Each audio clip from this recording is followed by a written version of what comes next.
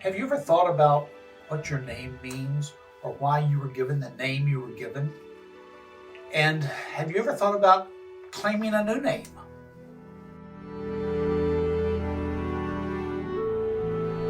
In the Old Testament, when Moses went up on the mountain and encountered God, he wanted to know who he was talking with.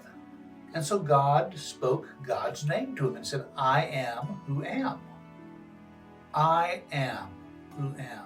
He didn't say I was who I was or I will be who I will be, but he said, I am who I am.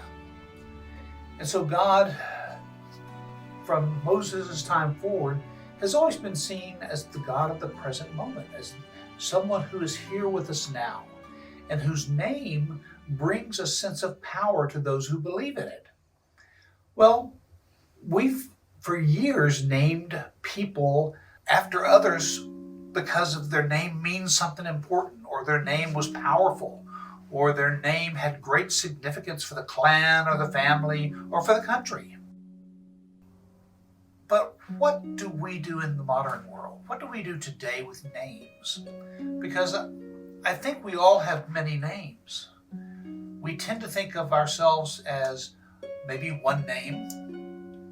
My name is Jim. When I was young, if I was in trouble, it was James.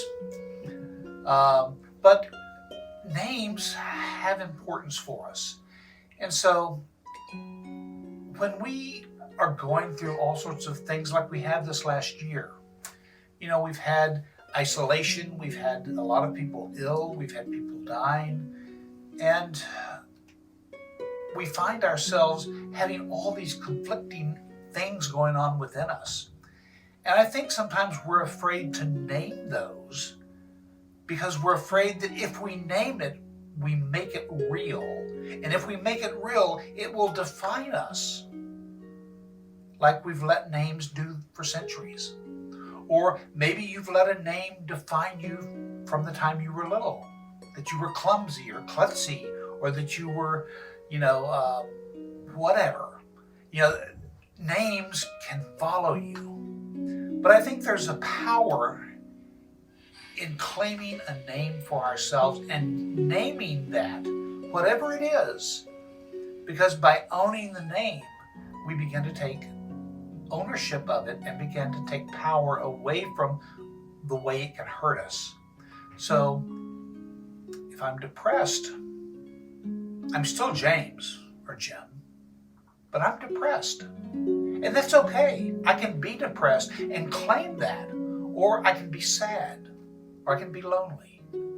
But that doesn't change me fundamentally unless I give it power to.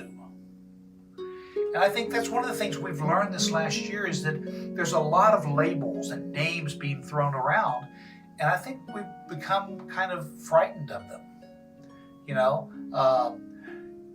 You may be contagious, or you may be sick, but you're still you.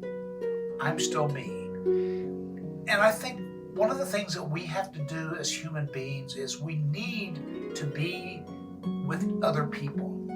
And if we refuse to allow the name of who we are today to be honest and real about that, then we can't be honest and real about other people and the people we need to be in relationships with.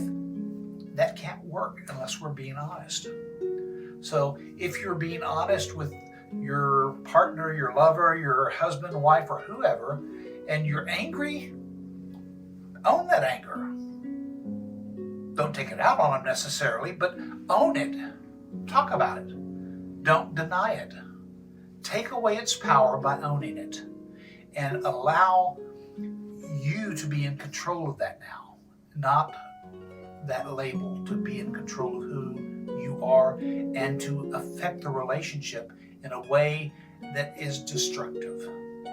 Because our lives are not about rules and regulations, our lives are about relationships. And if we're not able to be in relationships with other people, then we become isolated, we become alone, and there's a part of us that dies. unless we're specifically called to a life as a hermit, which I don't think many people are. So be willing to look into your heart, into your lives, and see what are those things that you need to be able to name and to own the name of. And what can you do to make those no longer have power to control you? Not deny them, to own them, but to be able to work through them because you're no longer afraid to call it by its name. God has called us by name from before we were born. And I am is always with us, even in each and every present moment of our lives.